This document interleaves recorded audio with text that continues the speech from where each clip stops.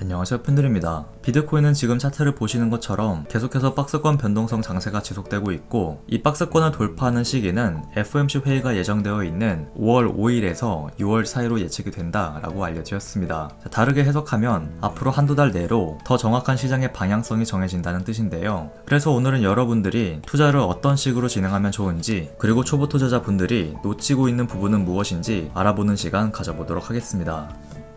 최근 암호화폐 시장뿐만 아니라 증시 상황도 좋지 않죠. 그래서 지금 많은 분들이 힘들어하고 계시고, 지금이라도 투자를 그만해야 되나 라는 생각을 갖고 계십니다. 그러나 현재 시장 상황이 안 좋다고 해서 무작정 걱정만 하고 있기보단 이 시장을 다시 한번 점검해보는 시간을 갖는 것이 중요하다라고 말씀드리고 싶은데요. 여러분들이 투자를 하실 때 꼭 하셔야 되는 게, 가장 첫 번째로 시장을 파악하는 것이 중요하고, 그 다음 시장에 대한 전망, 앞으로 어떻게 될지 전망해보는 것이죠. 그리고 시장에 항상 변수가 있을 수 있기 때문에 리스크 관리를 위한 대응 전략을 세워야 된다라고 정리해볼 수 있습니다. 그래서 먼저 시장을 파악해보자면, 우선 최근에 장단기 금리차가 역전되는 모습을 볼 수 있었고, 미국의 기준금리 인상, 양적 긴축 소식이 시장의 핫 키워드였다라고 볼 수 있겠죠. 그리고 달러의 강세도 큰 주목을 받았는데요. 여기서 먼저 장단기 금리차부터 보시게 되면, 이 시장이 장단기 금리가 역전되는 것을 두려워하는 이유는 과거의 모습을 보면 알 수 있듯이 10년물보다 2년물 금리가 더 높아지면서 금리차가 역전이 되고 나면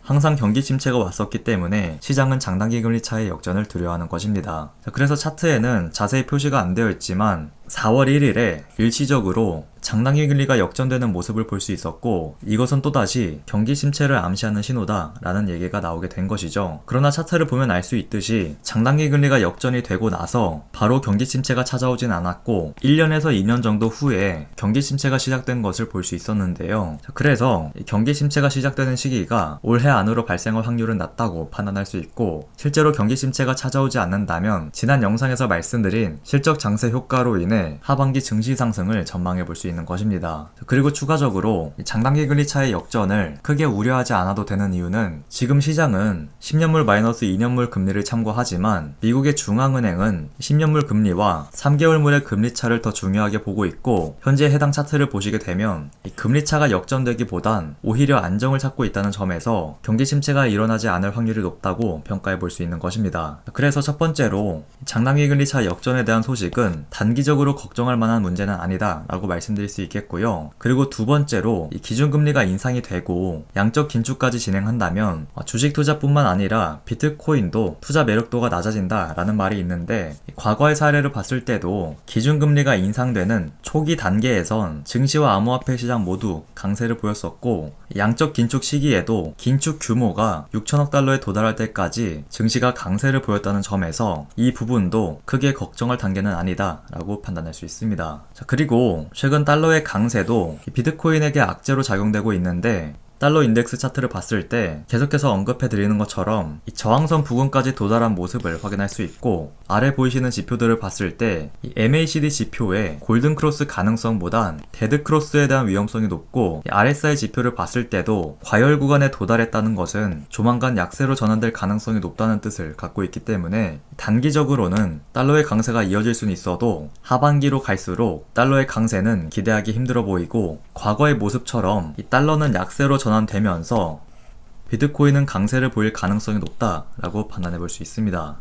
그래서 여러분들이 이렇게 시장을 파악했을 때 모두 좋지 않은 소식처럼 보이지만, 이러한 이슈들이 앞으로 시장에 미치게 될 영향에 대해 전망해 본다면 아직까진 크게 걱정할 단계에 있지 않다는 것을 알 수 있기 때문에, 시장을 먼저 파악하고 이에 따른 전망을 하는 것이 중요하다라고 말씀드리는 것이고요. 이렇게 시장을 파악하고 전망해 봤을 때 하반기로 갈수록 비트코인의 상승을 기대해 볼 수 있기 때문에 지금 투자를 포기하는 것은 올바르지 않다라고 말씀드릴 수 있습니다. 자, 그래도 시장엔 항상 변수가 있을 수 있기 때문에 마지막으로 리스크 관리, 대응 전략을 세우는 방법에 대해서 설명을 드리면, 여러분들이 리스크 관리를 하실 땐 차트를 기술적으로 접근해서 이평선을 기준으로 전략을 세우거나 특정 지지와 저항 가격대를 기준으로 전략을 세우는 것이 좋습니다. 이평선을 이용하는 경우에는 주로 가격 상승 이후 수익 실현 타이밍을 잡을 때 많이 참고하고, 지지와 저항을 참고하는 경우는 지금처럼 중장기 관점으로 투자를 진행할 때 주로 참고하는데요. 그래서 제가 추천드렸던 알트코인 같은 경우엔 최근 이평선을 이용한 매도 전략에 대해 알려드렸었죠. 그러나 이번엔 비트코인 같은 경우 우리가 수익 실현 타이밍을 잡는 것이 아니고 하반기 상승을 목표로 중장기 관점으로 투자를 진행한다는 점에서 지지와 저항을 파악하는 것이 좋다라고 볼 수 있습니다. 그래서 지금 비트코인의 일봉 차트를 보시면 지지와 저항을 확인할 수 있고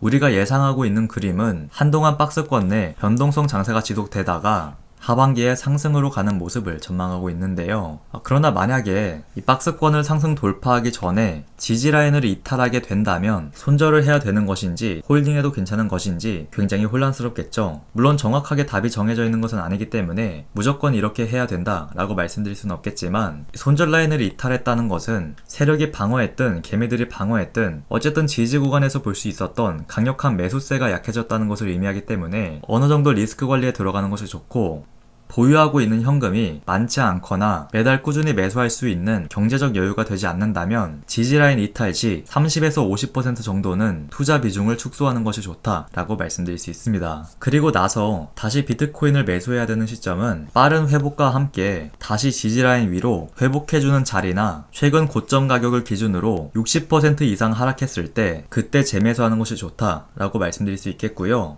반대로 현금 비중도 어느 정도 있고 많지는 않지만 매달 꾸준히 투자할 수 있는 여유 자금이 생기시는 분들은 지지라인 이탈 시 투자 비중을 50%까지 축소하기보단 많으면 20% 정도만 리스크 관리하시고 오히려 추가 가격 하락에 저가 매수 전략을 통해 평단가도 낮추고 코인 개수도 늘리는 것이 좋다라고 말씀드릴 수 있겠습니다. 그렇기 때문에 손절 라인 이탈 시 무조건 손절하는 전략보단 본인의 경제적 상황과 현금 비중을 고려하면서 유연하게 대응하실 것을 추천드립니다. 고요. 단기적으로 봤을 땐 FOMC 전후로 다시 한번 변동성이 커질 수 있겠지만 하반기로 갈수록 달러의 약세, 비트코인의 강세를 기대해 볼 수 있다는 점 기억하셨으면 좋겠습니다. 그래서 오늘은 초보 투자자분들이 꼭 알고 계셨으면 하는 내용에 대해 정리해보는 시간 가져보았고요. 추가적인 중요한 내용들은 계속해서 알려드릴 예정이니까 다음 영상들도 꼭 참고하시길 바랍니다.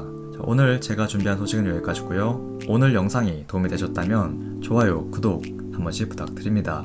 지금까지 팬들이었습니다. 감사합니다.